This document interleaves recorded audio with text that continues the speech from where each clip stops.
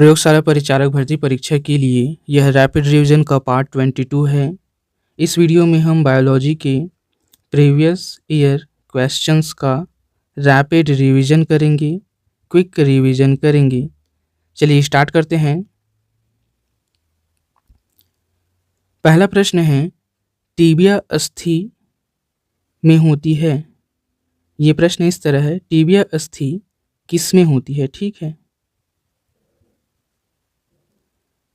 कपाल में अर्थात मस्तिष्क में, भुजा में, पैर में, जांघ में, किस में टीबिया अस्थि पाई जाती है? हमसे पूछा गया है। इसका आंसर है टीबिया अस्थि पैर में पाई जाती है। ऑप्शन सी इस प्रश्न का सही आंसर है। अगला प्रश्न देखते हैं, शरीर की सबसे बड़ी हड्डी कौन है? सबसे बड़ी हड्डी के बारे में पूछा गया है। दिए गए ऑप्शन में सबसे बड़ी हड्डी कौन सी है? ये है फीमर है। ठीक है, ये कहाँ पाई जाती है? ये जांघ में पाई जाती है। और सबसे छोटी हड्डी स्टेपी है, यह कान में पाई जाती है।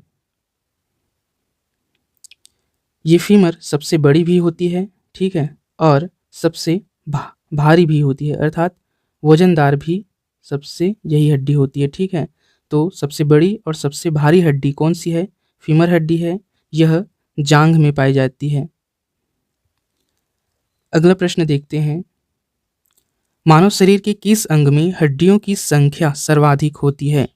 हड्डियों की संख्या सर्वाधिक किस में पाई जाती है? उंगलियों में, मस्तिष्क में, छाती में या कशेरुकाओं में?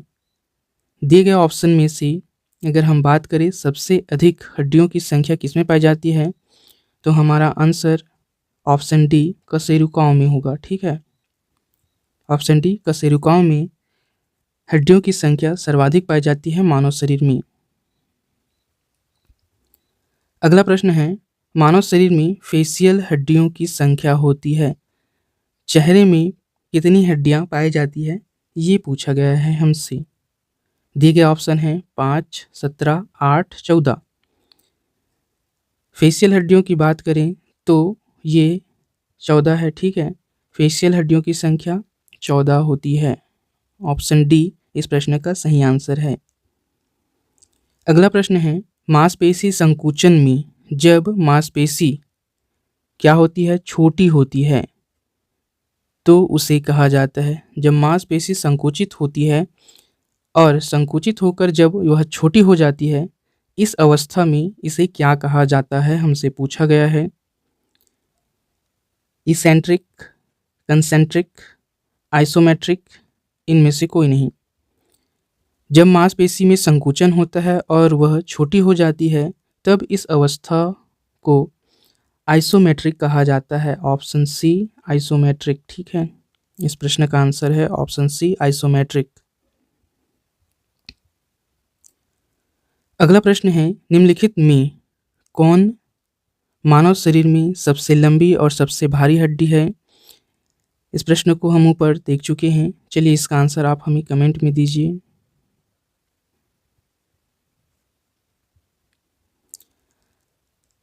नेक्स्ट क्वेश्चन है, शरीर की सबसे मजबूत स्नायु है।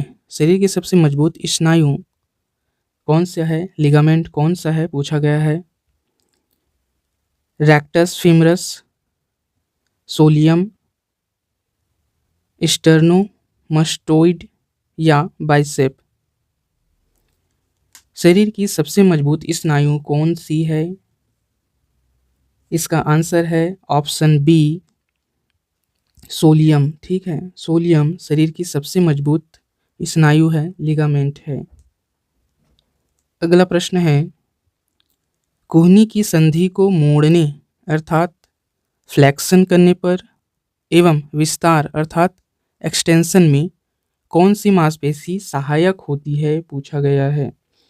ऐसी मांसपेशी का नाम बताना है जो कोहनी की संधि को मोड़ने और विस्तार करने में सहायक होती है। इसका आंसर है ऑप्शन सी बाइसेप एवं ट्राइसेप। वह मांसपेशी है जो कोहनी की संधि को मोड़ने और विस्तार करने में सहायक होती है। अगला प्रश्न है, मांसपेशियों में किस तत्व के पर्याप्त होने से खिलाड़ी देर तक थकता नहीं है? क्या पूछा गया है? ऐसा कौन सा तत्व है जिसका मांसपेशियों में अधिक मात्रा में होने से खिलाड़ी अधिक देर तक थकता नहीं है? Fatty acid, glycogen, amino acid या बायोटिन? वह तत्व कौन सा है? इसका आंसर है वह तत्व ग्लाइकोजन है, जिसकी मांसपेशियों में अधिक मात्रा में होने से खिलाड़ी देर तक थकता नहीं है। अगला प्रश्न देखते हैं।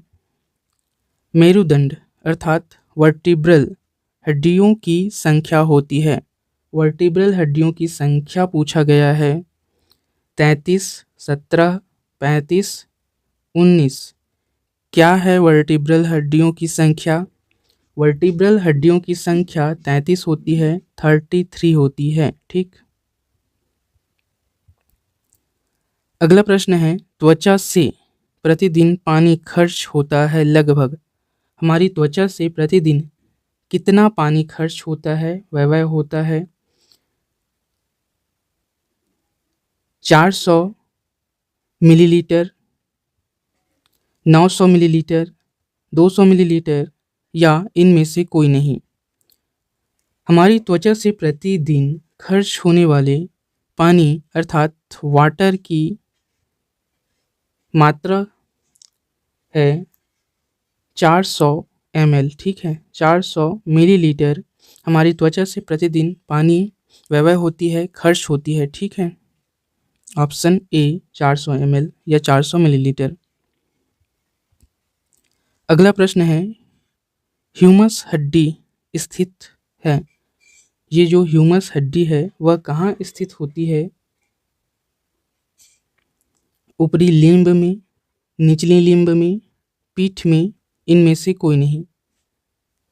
ह्यूमस हड्डी ऊपरी लिम्ब में स्थित होती है। ऑप्शन ए ऊपरी लिम्ब में ह्यूमस हड्डी स्थित होती है। ऑप्शन ए इस प्रश्न का सही आंसर है। अगला प्रश्न है, मनुष्य का अंगूठा, मनुष्य का जो अंगूठा है वह बाकी उंगलियों की अपेक्षा अधिक स्वतंत्रता से गति करता है क्योंकि इसमें उपस्थित होती है। क्या उपस्थित होती है? Pivotal joint, gliding joint, hinge joint या सैडल ज्वाइंट? क्या उपस्थित होता है जिसकी वजह से हमारा अंगूठा अधिक स्वतंत्रता से गति करता है? इसका आंसर है सैडल ज्वाइंट के उपस्थित होने की वजह से हमारा अंगूठा अन्य उंगलियों की अपेक्षा अधिक स्वतंत्रता से गति करता है। ऑप्शन डी इस प्रश्न का सही आंसर है।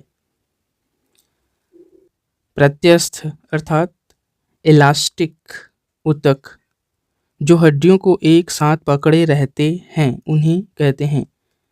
प्रत्यस्थ इलास्टिक ऊतक जो हड्डियों को एक साथ पकड़े रहते हैं, जोड़े रहता है, उसे लिगामेंट अर्थात स्नायु कहा जाता है। ऑप्शन ए इस प्रश्न का सही आंसर है। अगला प्रश्न है, नवजात शिशु में कितनी हड्डियां होती है? नवजात शिशु में 300 हड्डियां होती है और वही हम बात करें एक वयस्क मनुष्य में 206 हड्डी होती है। ठीक है, तो एक नवजात शिशु में 300 हड्डी पाई जाती है। ऑप्शन डी इस प्रश्न का सही आंसर है। बीज जो प्रतिवर्ष बदलता जाता है कहलाता है। बीज जो प्रतिवर्ष क्या होता जाता है? चेंज होता जाता है, बदलता जाता है, उसे क्या कहते हैं? अभिजनक बीज, इसे ब्रीडर सीड कहते हैं। प्रमाणित बीज, सर्टिफाइड बीज या सीड कहा जाता है। आधारी बीज अर्थात फाउंडेशन सीड या संकर बीज, हाइब्रिड बीज। क्या कहलाता है ऐसा बीज जो प्रतिवर्ष बदलता रहता है? इसका आंसर है संकर बीज कहलाता है, हाइब्रिड बीज कहलाता है जो प्रतिवर्ष बदलता रहता है या सिचुएशन के अनुसार बदलता रहता है, वातावरणीय बदलाव के आधार पर। ऐसे बीज को संकर बीज कहते हैं। ठीक है, अगला प्रश्न है, मानव शरीर में कितनी हड्डियां होती है? मानव शरीर में हमने ऊपर के प्रश्न में देखा 300 हड्डियां एक नवजात शिशु में पाया जाता है और 206 हड्डियां एक वयस्क मनुष्य में पाया जाता है। इस तरह इस प्रश्न का आंसर हो जाएगा, मानव शरीर में 206 हड्डियां पाया जाता है। यदि हमें ऑप्शन में ये 300 और 206 दोनों ऑप्शंस मिलते हैं, तब हमारा आंसर ऑप्शन डी होगा, 206 होगा। ठीक है, केवल नवजात शिशु में 300 हड्डियां पाई जाती है। जब तक हमसे नवजात शिशु के बारे में न पूछा जाए तब तक हमें हड्डियों की संख्या 206 बतानी है। अगला प्रश्न है, सामान्यतः टूटी हड्डियों को सेट करने के लिए प्रयोग किए जाने वाले प्लास्टर ऑफ पेरिस का रासायनिक नाम क्या है? प्लास्टर ऑफ पेरिस का रासायनिक नाम पूछा गया है हमसे। प्लास्टर ऑफ पेरिस का रासायनिक नाम कैल्शियम सल्फेट होता है। ऑप्शन बी इस प्रश्न का सही आंसर है। कैल्शियम सल्फेट को प्लास्टर ऑफ पेरिस कहा जाता है, जिसका उपयोग टूटी हुई हड्डियों को सेट करने के लिए, जोड़ने के लिए प्रयोग किया जाता है।